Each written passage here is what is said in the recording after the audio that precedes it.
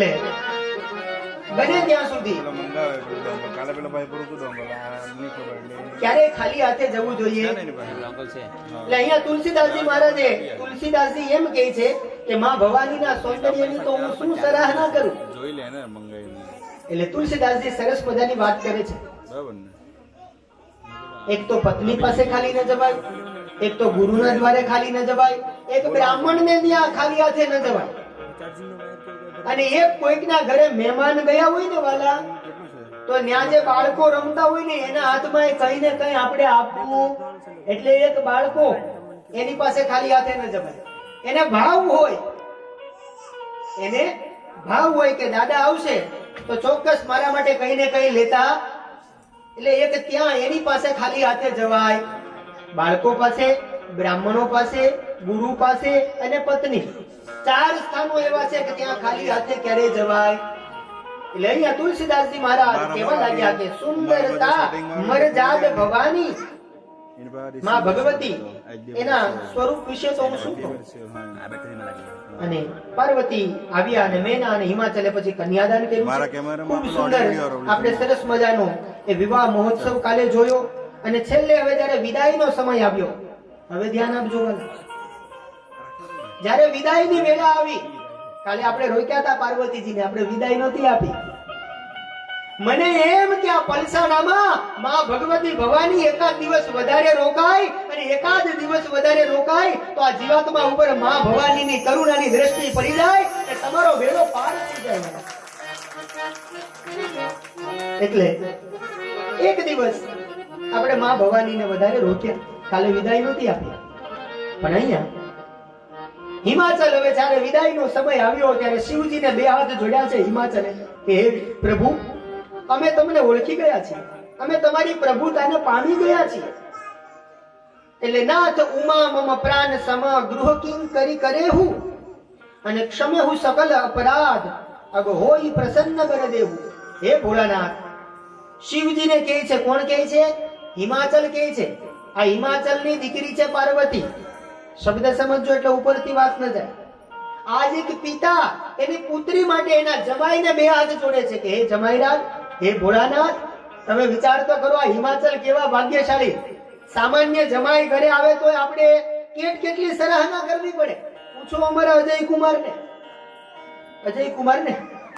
અને બીજું શું નામ છે? બીજા પંકજ. વાહ, બોલો કેવા સરસ નામ છે.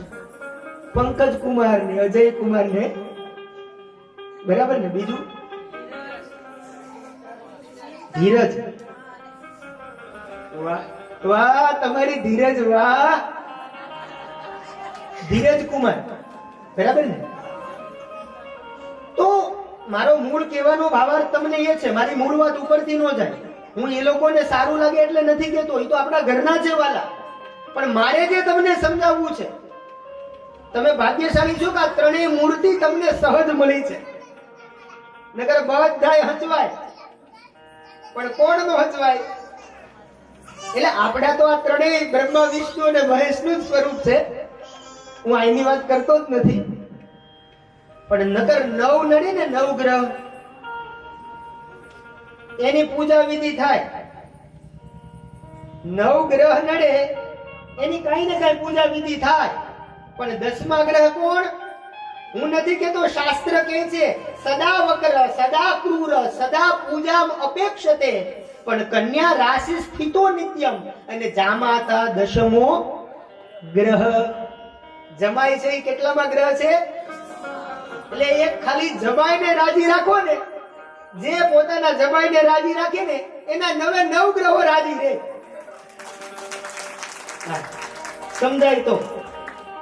એટલે આપણે અજય કુમાર, ધીરજ કુમાર અને બહુ સરસ નામ પંકજ કુમાર. સમજાય છે? તો અહીંયા મહાદેવજીને આજ હિમાચલે 2 હાથ જોડ્યા છે, ને 2 હાથ જોડી અને હિમાચલ મહાદેવજીને પ્રાર્થના કરે છે કે હે ભોળાનાથ, આ ઉમા, કાલે આપણે જોયેલું કે નામ ઉમા અંબિકા ભવાની, અનેક નામો છે પાર્વતીના. આ ઉમા એ અમારી દીકરી છે, એ અમારો પ્રાણ છે. અને આજ અમારી દીકરી અમારા આંગણેથી વિદાય થાય છે, ત્યારે મારે તમને કહેવું છે કે હે ભોળાનાથ, અમે અમારી દીકરીને ખૂબ સંસ્કાર આપ્યા છે, ખૂબ શિખામણ આપી છે, અમે અમારી દીકરીને શીખવાડ્યું છે કે કઈ રીતે જીવન જીવવું. પણ હે ભોળાનાથ, કદાચ મારી પાર્વતી, મારી દીકરીથી કઈ પણ ભૂલ થાય તો તમે એના અપરાધને ક્ષમા કરજો. તમે એમ નહીં માનતા કે મારી પાર્વતીએ ભૂલ કરી, તમે એમ માનજો કે એની દીકરીને સંસ્કાર દેવામાં હિમાચલની કઈ કમી રહી ગઈ હશે, એટલે તમે મારી પાર્વતીને માફ કરી દેજો. સમજાય છે? તો આપણે પણ તમારે ત્રણેય આ બેનડીઓ પણ ખૂબ સહજ છે અને તમારા જમાઈ પણ ખૂબ સહજ છે. બહેનોને જોઈએ તો પણ આપણને એમ વાલનો ભાવ જાગે. ત્રણેય બેનડીઓ સહજ છે. તો આવો પરિવાર ઈશ્વર બધાને આપે વાલા. એમ અહીંયા શિખામણ આપવા માટે પાર્વતીને અનેક સ્ત્રીઓ, અને પહેલાના સમયમાં આપણે ત્યાં રિવાજ હતો કે જ્યારે દીકરી સાસરે જાય ને તો એને વડીલ માતાઓ હોય, અમારે ત્યાં સૌરાષ્ટ્રમાં તો રિવાજ છે માથું ગૂંથવાનું, અને પછી માથામાં છેલ્લે તેલ નાખે, અને પછી એમ કહે કે અમે અમારી દીકરીને પાથીએ પાથીએ તેલ નાખ્યું છે. સમજાય છે? તો અહીંયા માં ભગવતી ભવાની જ્યારે વિદાય થતા હતા ત્યારે એને પણ શિક્ષા આપવામાં આવી છે. અને રામાયણની પ્રસિદ્ધ ચોપાઈ શું શિક્ષા આપવામાં આવી? તુલસીદાસજી મહારાજ વર્ણન કરતા લખે છે,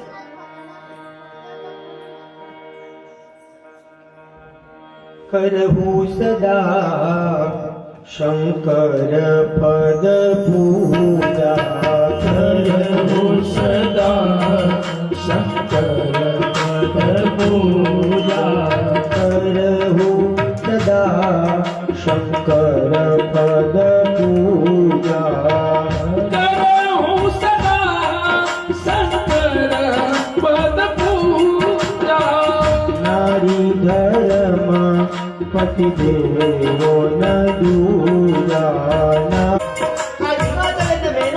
પાર્વતીને જ્યારે વડાવે છે ત્યારે શિક્ષા આપે છે કે હે બેટા, હે દીકરા, સાસરામાં તું જાય તો જેમ ગંગા નદી હોય એની અંદર અનેક મોડ આવે, એમ તું જ્યારે સાસરે જાય તો સસુરાલમાં અનેક લોકો તને મળવાના, અનેક લોકો સાથે તારે જીવન જીવવાનું. જેમ અમે તારા મા બાપ છીએ એમ સાસરે ગયા પછી તું તારા સાસુ અને સસરા એ પણ તારા માટે મા બાપ સમાન છે, એટલે એની પણ તું સેવા અને પૂજા આદર ભાવ રાખજે, એની પણ સેવા કરજે. તારી પવિત્રતાને ક્યારે ઊંડી આંચ ના આવે. અને અમે પણ દીકરીનું જીવન કેવું હોય? તુલસીદાસજી લખે છે કે નારી જીવન હંમેશા કેવું હોય? કત દીધી નારી સુધી જગમાની, કત દીધી નારી સુધી જગમાની, કત દીધી નારી સુધી જગમાની, કત દીધી નારી સુધી જગમાની, પરાધીન સપને હું સુખ માહી, પરાધીન સપને હું સુખ નાહી, પરાધીન સપને હું સુખ નાહી, પરાધીન સપને હું સુખ નાહી. પાર્વતીને કહે છે કે કટબીજી નારી સુધી જગમાહી, નારીનું જીવન કેવું તો કે પરાધીન સપને હું સુખમાહી. હંમેશા દીકરીનું જીવન પરાધીન હોય. મારા યાદ રાખજો, દીકરી નાની હોય, રમતી હોય આંગણામાં તો મા બાપને આધીન. શબ્દ સમજજો, દીકરી નાની હોય, આંગણામાં રમતી હોય તો એના મા બાપને આધીન, પછી પરણી જાય પછી એના પતિને આધીન, અને પછી પણ નારી સ્વતંત્ર નથી. પૂછો અમારી અંકિતાબેનને કેટલા વાગે ઉઠી જાય છે. હું કોઈના વખાણ નથી કરતો વાલા, વખાણ બ્રાહ્મણનો દીકરો ક્યારેય ન કરે. મને ખબર છે કેમ કે હું અહીંયા જ રહું છું. સવારમાં વહેલા ઉઠી જવાનું. દાદા તમારે કઈ જરૂર છે? ડેડી તમારે કઈ જોઈએ છે? તમે નસીબદાર છો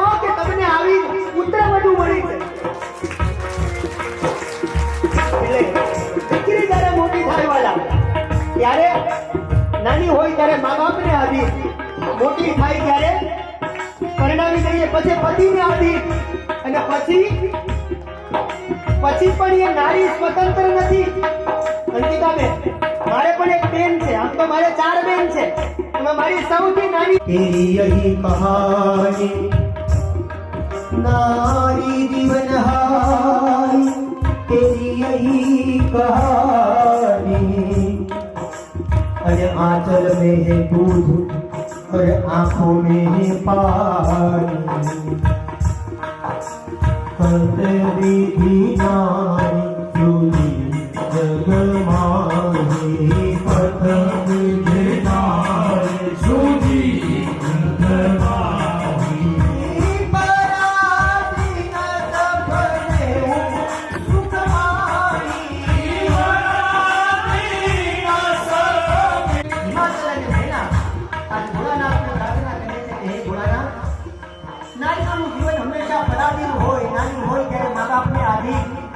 દીકરી મોટી થાય એટલે પતિને આધીન, એટલે સાસરે ગયા પછી સંતાન થઈ જાય ને તો એને એના દીકરાની પણ ચિંતા હોય કે બેટા આદવ તારે મોડું થશે. આ શબ્દો મેં આજે સાંભળ્યા એટલે પાક્કું નોટ કર્યું છે વાલા કે બેટા તારે મોડું થશે. આ બધી જવાબદારી એક નારી પર રોજ કેટલા બધું બોલો. એ બાળકોની માં પણ છે, નાના હોય ત્યારે કોઈ ભાઈની બેન પણ છે. પરણાવી દીધા પછી એક પતિના એ પત્ની પણ છે. અને કદાચ એવી ઘટના ઘટે, આ મંજુલાબેન છે ને એ ભાગ્યશાળી છે વાલા. મને અહીંયાના લોકો કહેતા હતા કે દાદા મંજુલાબેન ભજન બહુ કરતા, કીર્તન બહુ કરતા, સત્સંગ બહુ કરતા. અને આજ મંજુલાબેન નો ચીલો એ અમારી અંકિતાએ પકડી રાખ્યો છે. અત્યારે અહીંયા આવી આવે છે. એટલે આ નારાયણભાઈ પણ ભાગ્યશાળી છે વાલા, કે એને ક્યારે એને ઓછું નથી આવવા દીધું. કે પિતાશ્રી તમારે ચિંતા ન કરવી.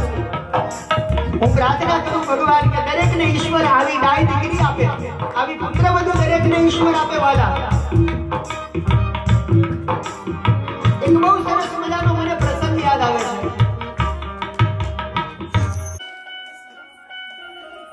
પાર્વતીને વિદાય આપતી વખતે હિમાચલે ઘણી બધી ભલામણ કરી છે ભગવાન ભોળાનાથને.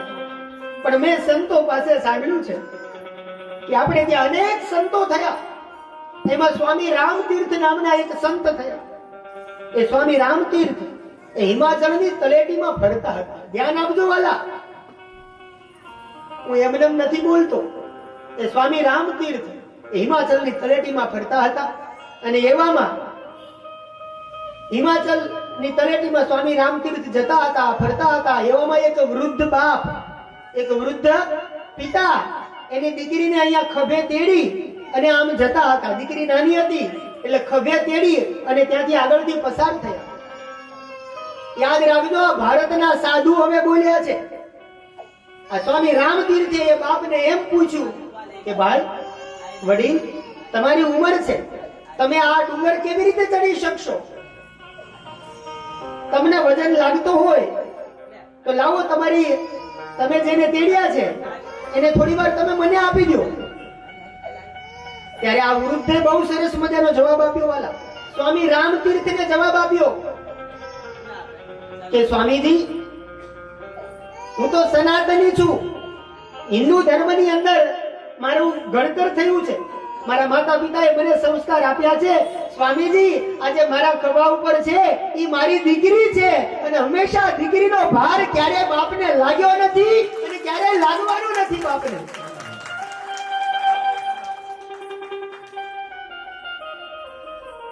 બધાને નહીં સમજાય કે દીકરી માટે જેટલું બોલીએ એટલું ઓછું છે વાલા.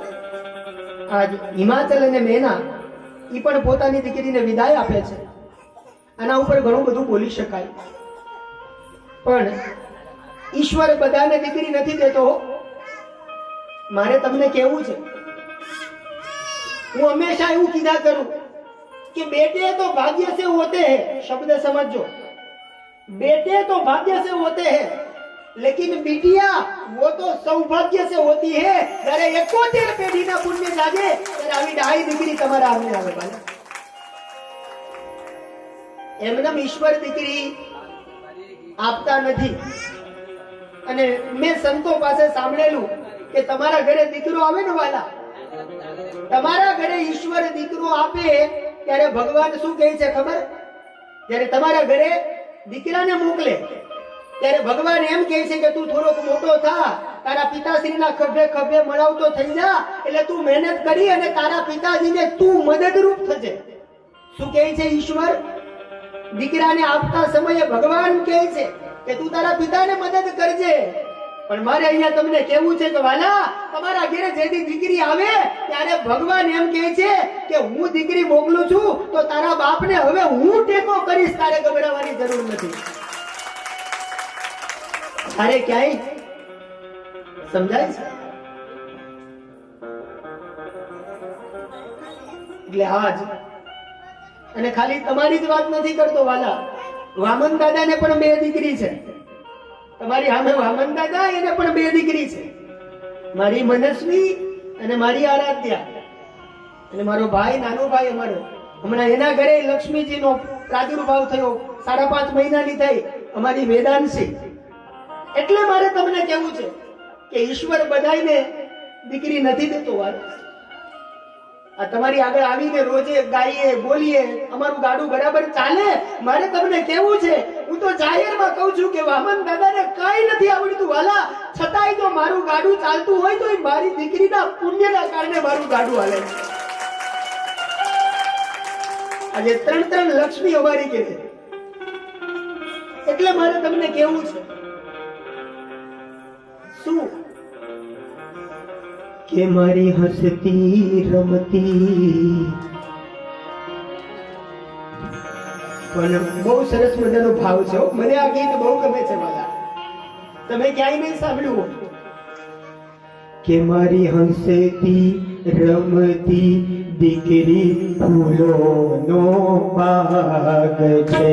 મારી હસતી રમતી દીકરી ફૂલોનો બાગ છે. મારી હસતી એ મારી રમતી દીકરી ફૂલોનો બાગ છે. મારી હસતી રમતી દીકરી ફૂલોનો બાગ છે. એ સાચું કહું તો એના પગલે સાચું કહું તો એના પગલે, સાચું કહું તો એના પગલે સાચું કહું તો એના પગલે, આ ઘર મારું આબાદ છે. દીકરી ફૂલોનો બાગ છે. મારી હસતી રમતી દીકરી ફૂલોનો બાગ છે.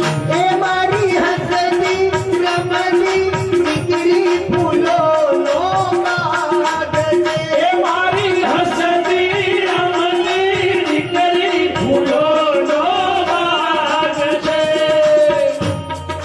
અહીંયા બેઠેલા બધાને મારે કહેવું છે વાલા કે તમને ઈશ્વરે દીકરી આપી હોય તો આજે જ્યારે કથામાંથી ઘરે જાઓ ત્યારે પહેલા તમે તમારી દીકરીને ફોન કરજો કે બેટા સસુરાલમાં તમે કેમ છે, તને મજા આવે છે બેટા, તને કોઈ તકલીફ તો નથી ને દીકરા? જેને જેને દીકરી હોય આજે મારી તમને ભલામણ છે, આજે તમે તમારી દીકરીને યાદ કરજો. કારણ સોનો બગીચો ફૂલો વિનાનો, બગીચો ફૂલો વિનાનો, સોનો મહેલ મારી દીકરી વિનાનો. સૂનો મહેલ મારી દીકરી વિનાનો. ગમે એવનું ઘર મોટું હોય પણ એ ઓરડામાં એક ઓરડો દીકરીનો હોય અને જ્યાં સુધી દીકરી રહે ત્યાં સુધી ઓરડો એટલો. અને દીકરી જ્યારે સાસરે જાય ને એટલે પછી છેલ્લે બધાય જ્યારે દીકરીના વ્યવસાયની વાતો ચાલતી હોય ને વાલા, યાદ રાખી દો તો બધાય ઉડાવડા થાય. ભાઈ એમ કે આ ઘર સારું છે કરી લો ને બાપુજી, અહીંયા આપણે બેનને ગોઠવી દઈએ બેનનું તો સગા સંબંધીઓ બધા દીકરી માટે ઉતાવળા થાય, પણ સમાજનું એક એવું મૂંગું પાત્ર એકદમ છેલ્લે ખૂણામાં બેઠા હશે. એને ખબર છે કે એની દીકરીનું હિત શેમાં છે. એટલે હું એમ કહું કે આ પાત્ર છે ને મૂંગું પાત્ર છે. શું એને નહીં ખબર હોય કે એની દીકરી ક્યાં સુખી થશે? અને છેલ્લે બધાય નિયંત્રણ ને બધાય જવાબ આપી દે, અને છેલ્લે પછી જ્યારે પિતાશ્રીને પૂછવામાં આવે ત્યારે એ મૂંગું પાત્ર સમાજનું એમ કહે કે બેટા તને ગમે છે ને દીકરા, તને આ ઘરે ગમે છે? બોલ્યા હા. તો મને એ ઘરે તને મોકલવામાં કોઈ વાંધો? આ સમાજનું મૂંગું પાત્ર હોય દીકરી, એ તો ત્યાગ અને બલિદાનનું પાત્ર છે, યાદ રાખજો વાલા. सोनो बगीचो फूलो विनालो, બગીચો ફૂલો વિનાનો, सोनो महल मारी दीकरी विनालो, સોનો મહેલ મારી દીકરી વિનાનો, काली गेली वाणी एनी, કાળી ઘેરી વાળી એની, काली गेली वाणी एनी, અરે કાળી ઘેરી વાળી એની, मीठो मधुर साद छे मारी दीकरी फूलो नो मात छे, मारी શ્રીમતી ફૂલોનો બાગ છે, મારી હસતી રમતી દીકરી ફૂલોનો બાગ છે.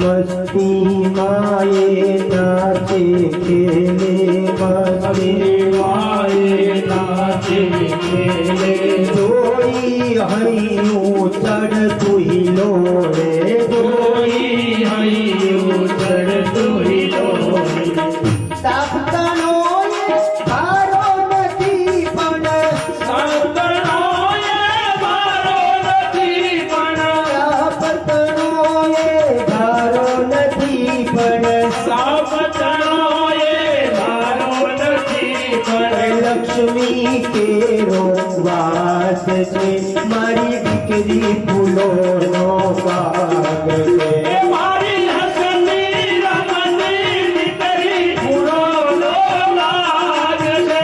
મારી હસતી રમતી દીકરી ફૂલોનો બાગ છે. એ મારી હસતી રમતી દીકરી ફૂલોનો બાગ છે.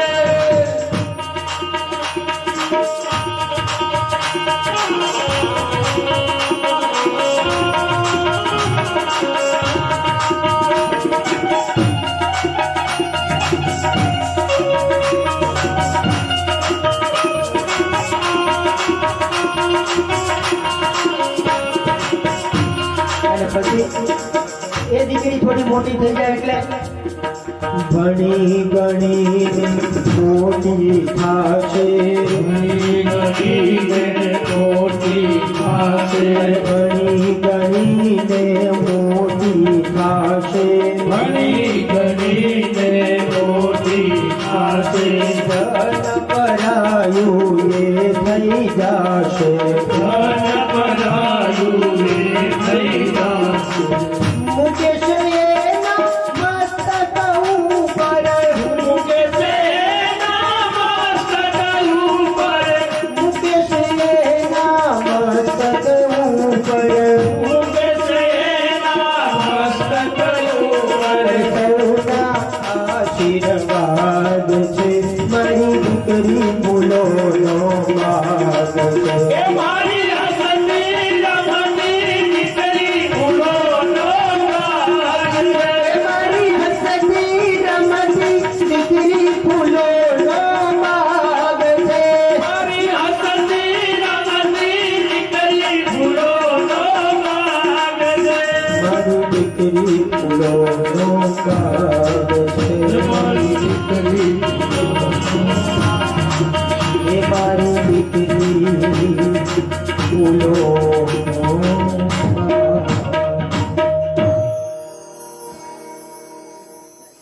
સમજાય છે વાલા? શું કહેવાનું? કે મારી હસતી રમતી દીકરી ફૂલોનો બાગ છે. આજ હિમાચલ અને મેના પાર્વતીજીને ખૂબ સંસ્કારનું ભાથું આપ્યું અને ત્યારબાદ તુલસીદાસજી મહારાજ કથાનું વર્ણન કરતા લખે છે. હવે ધ્યાન આપજો વાલા. આ બાજુ તુલસીદાસજી એમ કહે છે કે આ તો આખા જગતના મા બાપ છે. અને પછી ધીમે ધીમે કરતા જાન એ હિમાચલ નગરમાં ભગવાન શિવજી ભવાનીને લઈને કૈલાસમાં આવ્યા. અને આ બાજુ તુલસીદાસજી એમ કહે છે કે જગતના માતા પિતા જગત માતુ પિતુ શંભુ ભવાની તેહી સિંગાર ન કહું બખાની. આ તો જગતના મા બાપ છે. એના શણગાર માટે ભલા હું તુલસીદાસ શું કહી શકું? નિત્ય નવો વિહાર ચાલ્યો છે. અને આમ કરતા કરતા ભગવાન ભોળાનાથ અને મા ભવાની બંનેના એ દાંપત્ય જીવનનું ગાડું આગળ ચાલ્યું. અને સમય આગળ વધ્યો એટલે થોડોક સમય આગળ વીત્યો, વ્યતીત થયો એટલે તુલસીદાસજી મહારાજ કહે છે કે તબ જન મેઉ શટ બદન કુમારા અને તારક અસુર સમર જેહી મારા. ગઈકાલે આપણે જોઈ ગયા હતા કથા કે તારકાસુર નામનો એક અસુર, એને કોણ મારે? આ દેવતાઓ બધા ચતુર બહુ, ડાયા બહુ. દેવતાઓ ભગવાન શિવ પેલા એને ખબર હતી કે શિવ અમારું માનશે, પણ તોય આ ચાલાક દેવતાઓ આ તારકાસુરના ભયથી શિવજી પાસે આવીને શું કે ખબર? હમણાં જ કોઈ પરણતું નથી ને, હમણાં જ કોઈના લગ્ન થતા નથી ને. એટલે આમ બધું સૂનું સૂનું લાગે છે. આ નામ સ્વાર્થી દેવતાઓ. એમને કીધું કે તારકાસુર આવી અને અમને રંજાડે છે. અમે આ તારકાસુર, તમે વિચાર કરો, તારકાસુર એટલે તર્ક. શિવ પુરાણમાં એવું લખ્યું છે કે તારકાસુર એટલે તર્ક. તમે બધાને જીતી શકો વાલા, પણ જે તર્કવાદી માણસો હોય એને તમે ક્યારેય નહીં જીતી શકો. શું કામ? કારણ કે અમુક લોકો જીવનમાં જાત જાતના તર્ક કર્યા કરે. એટલે અહીંયા તારકાસુર એટલે તર્ક. એટલે તુલસીદાસજી મહારાજ વર્ણન કરતા કહેવા લાગ્યા કે ત્યારબાદ શું થયું? તો બોલે શિવ અને મા ભવાનીનું દાંપત્ય જીવન આગળ વધ્યું. કાર્તિક સ્વામીનો પ્રાદુર્ભાવ થયો અને આજ કાર્તિક સ્વામીએ મોટા થઈ અને તારકાસુરનો વધ કર્યો. આમ એક જ બે જ ચોપાઈમાં વર્ણન છે. રામાયણમાં આ વર્ણન સંક્ષેપમાં છે અને શિવ મહાપુરાણમાં આખો કુમાર ખંડ છે, જેમાં તારકાસુર કેવી રીતે એનો વધ થાય છે, કાર્તિક સ્વામીનો પ્રાદુર્ભાવ કેવી રીતે થયો, એના પછી ગણપતિ દાદા તો એનો પ્રાદુર્ભાવ કેવી રીતે થયો, એ બધી સરસ રીતે કથા શિવ મહાપુરાણમાં છે. અહીંયા માત્ર બે ચોપાઈમાં કહી દીધું તુલસીદાસજીએ કે તબ જન્મે ઉખટ બદન કુમારા અને તારક અસુર સમર જેહી મારા. આ કાર્તિક સ્વામી મોટા થયા, તારકાસુરનો વધ કર્યો. અને હવે તુલસીદાસજી મહારાજ કથાને થોડોક મોડ આપે છે અને શું કહે છે કે આ ભગવાન સદાશિવ છે, ભોળાનાથ, એના ચરિત્રને ભલા કોણ ગાઈ શકે?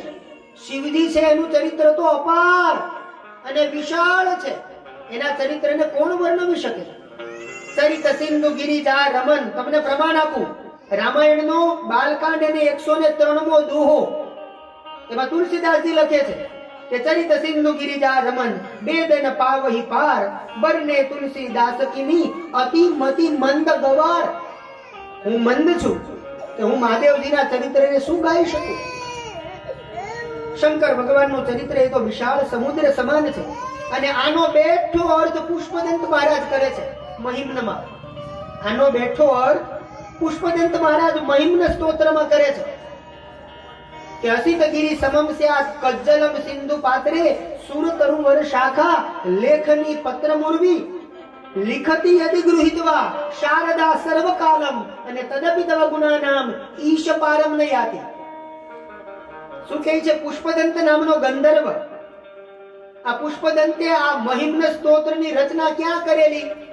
આજનું આપણું કાશી, ત્યાં આ પુષ્પદંત નામનો ગંધર્વ, શિવ પુરાણમાં આવું સ્પષ્ટ લખ્યું છે કે આ ગંધર્વ હતો અને ભોળાનાથના પરમ ભક્ત હતા, પરમ ઉપાસક હતા.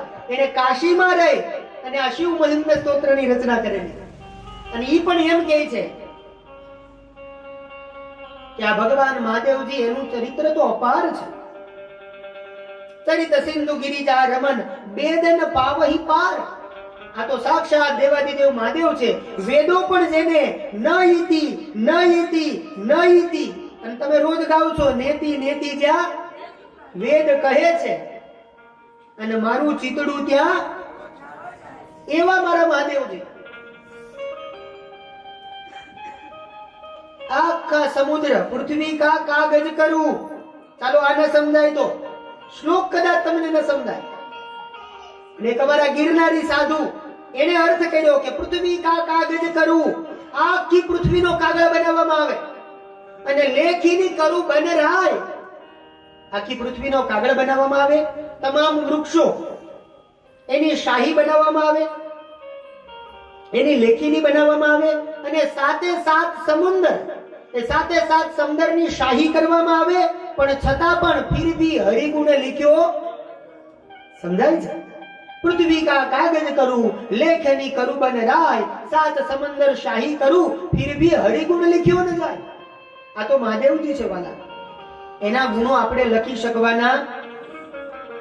આ ગિરનારી સાધુએ આવું કીધું ને તો બીજા એક સાધુએ પાછો એનો જવાબ આપ્યો છે. આ જવાબ તમારે સાંભળવા જેવો છે, તમારે નોટ કરવા જેવો છે. આ જવાબ કે કાયા કોરી કાગજ કરું. તમારા માટે કામની વાત, આપણા સૌના માટે કામની વાત. કાયા કોરી કાગજ કરું, લેખની કરું જીભરાય. અને શાહી શેની લેવાની? શાહી હંમેશા કેવી હોય? કાળી હોય ને. એટલે મનને મારીને શાહી કરું. સમજાય છે? મૂંઝવણ મનમાં હોય, તકલીફ આંખને થાય. બોલો, મૂંઝવણ ક્યાં હોય? મનમાં હોય. અને તકલીફ કોને થાય? આંખને થાય ને. એમ મનને મારીને શાહી કરું તો હરિગુણ આપ લીખાય. સમજાય છે? મારા મનમાં જે મલિનતા, કુટિલતા આ જો છૂટી જાય તો હરિગુણ આપ લીખાય. એટલે તમે હરિની સાથે પણ વાતો કરતા તમને આવડી જાય. બોલો, હરિ સાથે વાતો કરતા આવડી જાય અને હર સાથે વાતો કરતા આવડી જાય. પણ સમજાય તો. એટલે મહાદેવજીનું ચરિત્ર તો અપાર છે વાલા. એના માટે હું તમને શું, તુલસીદાસજી એમ કે હું શું વર્ણન કરું. તો યાજ્ઞવલ્ક્ય મહારાજ ભરદ્વાજને કહે છે કે હે ભરદ્વાજ, તમે મને રામ કથા પૂછી હતી. તમે મને શું પૂછ્યું હતું? રામ કવન મુન પૂછે હું તોય. પણ મેં તમને પહેલા શિવ મહાપુરાણ એટલે કે શિવ કથા સંભળાવી. ત્યારે ભરદ્વાજ રાજી થયા, પ્રસન્ન બન્યા કે બાબા તમે દયાળુ છો કે તમે મારી પર દયા કરી અને આ ભગવાન ભોળાનાથ એની તમે મને મંગલમય કથા સંભળાવી. અને હવે યાજ્ઞવલ્ક્ય કહેવા લાગ્યા કે ભરદ્વાજ સાંભળો. ત્યાર પછી શું ઘટના ઘટી? હવે ત્યાર પછી ભગવાન શિવ અને માં ભવાની કૈલાસની ઉપર નિત્ય રમણ કરે છે. અને એક દિવસ સમય જાણી, હવે ધ્યાન આપજો, એક દિવસ સવારમાં નિત્ય કર્મ ભોળાનાથ પરવારી અને કૈલાસના એ સદાબહાર વટવૃક્ષની નીચે મારા મહાદેવજી બેઠા છે અને મુનિઓના વસ્ત્ર પહેર્યા છે. મુનિઓના વસ્ત્ર પહેર્યા. જ્યાં આમ કીધું કે મુનિઓના વસ્ત્ર પહેર્યા તો કોઈએ તુલસીદાસજીને પ્રશ્ન કર્યો કે બાબા ભગવાન શિવ જ્યારે પરણવા ગયા ત્યારે તો પરાણે એને વાઘાંબર પહેરાવ્યું હતું કે હવે અહીંયા તો પહેરો, આપણે સમાજની વચ્ચે જવાનું છે, અહીંયા કઈ એમનેમ જવાય? સમજાય છે? તો ત્યારે તમે એને વસ્ત્ર પહેરાવ્યા, ત્યારે તમે એમને વસ્ત્ર પહેરાવ્યા, પરાણે પહેરવાનું કીધું ત્યારે મહાદેવજીએ પહેર્યા. તો અહીંયા કેમ તમે એમ કહો છો કે મુનિઓના વસ્ત્ર પહેર્યા? ત્યારે તુલસીદાસજીએ બહુ સરસ મજાનો જવાબ આપ્યો કે સાંભળો, અહીંયા મહાદેવજીને વસ્ત્ર એટલા માટે પહેરાવ્યા કે શિવ પરણવા જ્યારે ગયા ત્યારે શિવજી એમ કહેતા કે આ દિગંબર થઈને હું એટલા માટે જવા માંગુ છું કારણ કે આ દિશાઓ છે ને એ જ મારા વસ્ત્ર છે, એટલે મારે વસ્ત્રની જરૂર પણ છતાંય દેવતાઓના કારણે પછી એમણે વસ્ત્રો પહેર્યા, કાલે આપણે જોઈ ગયા. પણ રામ કથા મને ને તમને એમ શીખવાડે કે આજે શિવ અને ભવાની એકાંતમાં બેઠા છે, છતાં પણ મહાદેવજી એમ કહે છે કે મેં વસ્ત્રો પરિધાન કર્યા. એટલે મારે તમને એમ શીખવવું છે વાલા કે આપણે લોકો એવું કરીએ, સમાજમાં જ સારા દેખાવાનો પ્રયાસ કરીએ છીએ. આપણે શું કરીએ? સમાજમાં સારા દેખાવાનો પ્રયાસ કરીએ છીએ આપણે. પણ એકાંત આપણું હોય ને તો એ દુર્ગંધ મારતું હોય આપણું એકાંત. સમજાય છે? જેનું એકાંત સુગંધી બને તો એને પછી સમાજમાં ક્યાંય સુંદરતા દેખાડવાની જરૂર નહીં પડે. યાદ રાખજો વાલા, તમારું એકાંત સુંદર બનવું જોઈએ. તમે એકલા હો ત્યારે મનમાં માત્ર ને માત્ર ખાલી કથાના જ વિચારો હોવા, તો સમજવું કે આપણું એકાંત. સમજાય છે? અને આપણું ઊંધું છે. ભગવાન શિવ મને તમને આ કથા દ્વારા આવો સંદેશો આપે છે, ત્યારે આપણું ઊંધું છે. આપણે સમાજમાં જઈએ ને, સમાજની વચ્ચે, ત્યારે તૈયાર થઈએ, ત્યારે આપણે બધું લગાડીએ ને, ત્યારે આપણે તૈયાર થઈએ. કરજો, મારી ના નથી વાલા, તૈયાર થજો, બધું આપણા માટે જ છે. ઈશ્વરે આપણા માટે જ બનાવ્યું છે. અને એકાંત આપણું બને ત્યાં સુધી રામાયણ મને તમને શીખવાડે કે મારું ને તમારું એકાંત છે ને એ હરિયાળું હોવું, एकांत सुगंधी होવું.